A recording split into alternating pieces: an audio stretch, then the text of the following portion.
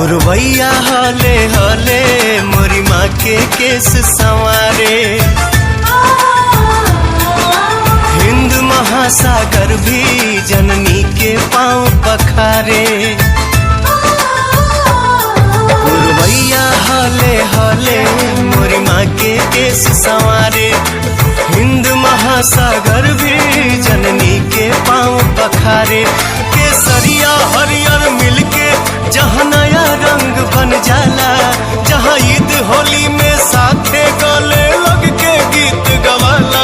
रमजान में राम दिवाली अली पूजे आरती साथे अजान, साचो हवे सोना के चिड़ैया हो हमर देशवा महान।